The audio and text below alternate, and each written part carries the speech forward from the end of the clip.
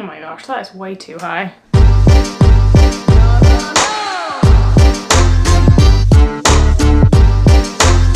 Hello everyone and welcome back to my channel. I don't know why I had to do that. Hello everyone. Welcome back to my channel. I hope that you're doing well. I hope you've had a lovely week. If you're new around here, welcome. My name is Emme and I usually do videos about life abroad, living in Canada, travel related stuff and things like that. So if you like that kind of content, don't forget to check out the rest of my channel and subscribe if you want to. For the rest of you here, if you're a returning subscriber or viewer, welcome back. It's so great to see you, even though technically I can't see you because I'm looking at a camera screen, but you know, the thought is there. Today's video is another sit down video. I know that I hadn't done a sit down video in ages and now I've done like 4 in a row, but I think that next week, I'm pretty sure that next week's is gonna be a vlog. So there's that. But today's video I'm gonna do because it is a very special day today. Today is my 6-year Canada-versary. Oh no, 6 whole years. Isn't that crazy? That just literally flew by so quick. Well, actually I say that, it flew by, but also feels like a really long time. I've spent most of my adult life now in Canada and it's like,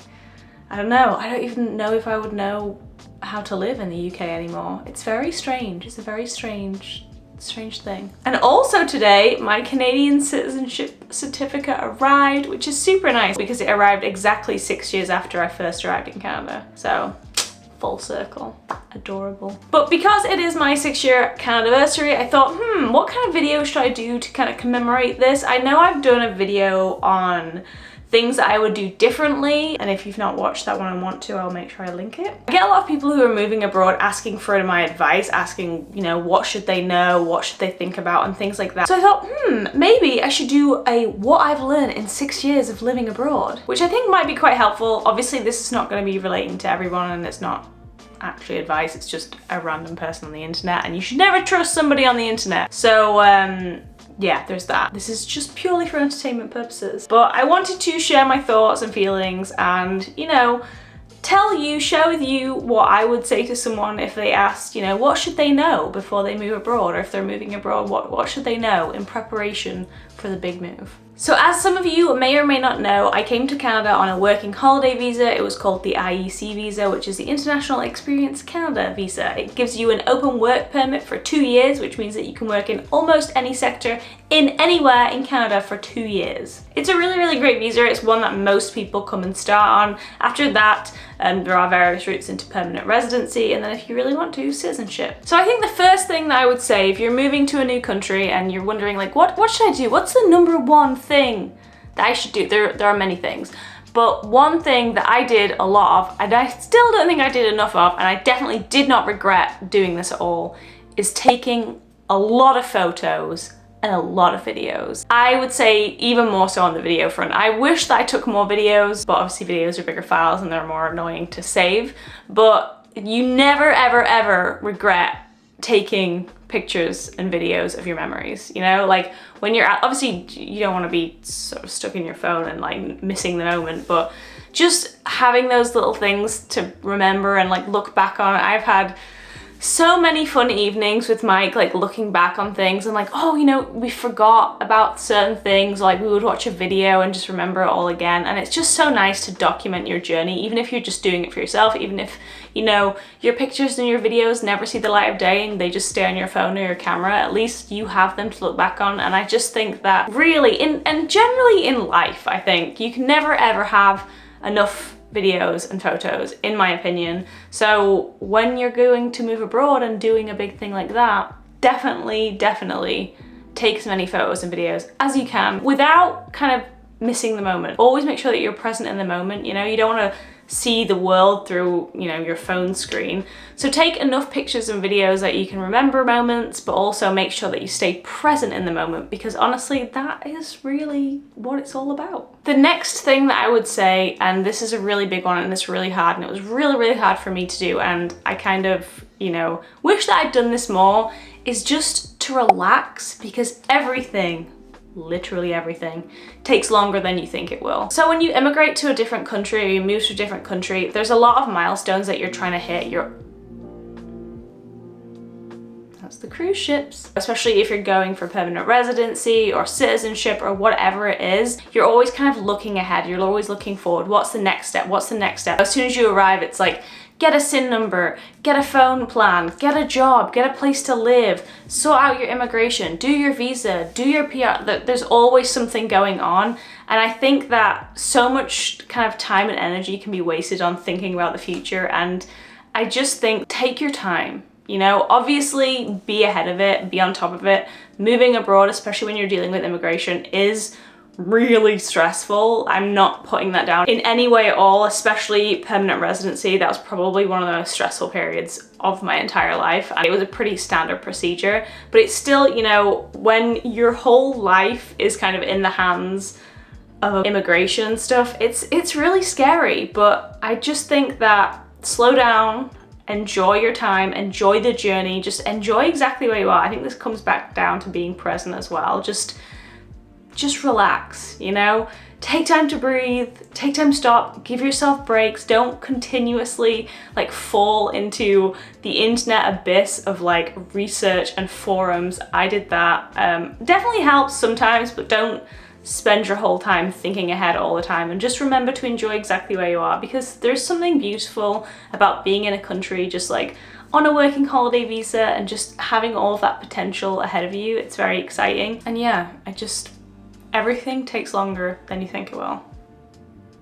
That's something I've learned. Another thing that I've learned while being in Canada for 6 years is about homesickness, and trying to remember that the feeling of homesickness is temporary. It will go away. When you get homesick, remember why, or try to remember why you came. Remember that it is temporary, and remember, you know, you can always go home. I have been there where I've been really, really sad, especially in the first, I would say, 3 years of living away from home. There were many nights where I was like, oh my gosh, I'm so homesick. I don't feel like I belong here. Like I'm always kind of the odd one out because, you know, my accent or where I'm from or my experiences growing up or the fact that you don't have family and friends in the country that you're in. Just so many things, you know, missing familiarity. Like for me, it was always silly things like missing like English brands, like going to English grocery stores, oh my gosh, I've changed. Supermarkets, driving on the left-hand side of the road and having roundabouts, really, really silly things like that would always kind of drive me into homesickness. And it took me a long time to get over it, but always remember that homesickness, that feeling is temporary. And you know, you moved abroad for a reason, and many times it is a happy reason. You know, you want to travel or you're doing it for study or whatever it is. So try to remember why you've come. Again, stay present. Being present, I think, is a really key message, I think, in this video. The next thing that I would say, and this is really interesting for me, and it's something that I didn't really process or think about until a few years ago, and that's one day your perception of home, like your definition of home, will flip, it will change. And so for me, you know, I always referred to England as home. I was always very much like, you know, I'm going back home to the UK, or like when I was talking about the UK, I would say home. And then one day I just stopped and I would refer to it as the UK or England. And it was really strange, and I didn't notice that I'd done it at first. And then it really hit me when I went back to the UK and referred to Canada as home and be like, I'm going home and the vacation is to the UK. And it was very, very strange. And when that happens, you kind of go into this place of the in-between, and that feeling never really goes away. And this is gonna sound really sad, but it's not. I feel like it's a real privilege to feel this way, but you're kind of, you don't fit in where you have moved to because you're from somewhere else and you have different experiences, you might have a different accent or whatever. So you never truly fit in as like a native in your kind of chosen home. But also you don't feel like you belong back in your country of origin. You know, you have had different experiences, or you know, you live in a different country, so when you go back, you're kind of like, it's always very temporary. You know, you're always going to go, and you have different kind of, you know, you say different things, or you might have picked up a little bit of an accent, and so you end up in this like in-between state. And it's kind of, I feel like that really is like the feeling of expat or immigrant. Like when you get to that point, you're like, wow, I have like, my heart's in like 2 places or 3 places or however many times you've moved. And so you just kind of get spread out in a way. And as I say, even though it sounds really sad, like you never truly belong, I feel like it really is a privilege to feel like that. I never thought about that until the last few years. It's definitely something that I would say kind of happens after a period of time.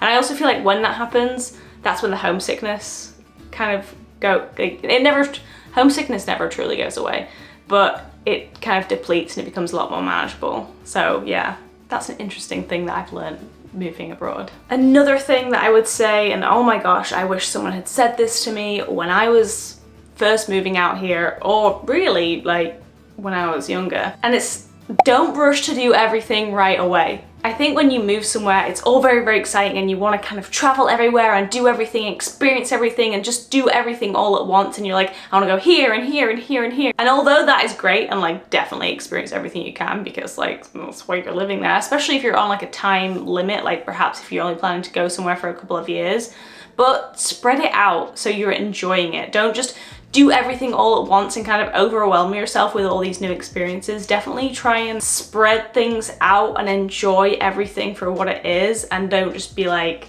do this, do this, do this. It kind of reminds me of when I went backpacking in Europe after I finished university, and we traveled all throughout the continent and we went to so many different cities, so many different countries in just under a month, I think it was, or just over a month, around the month mark.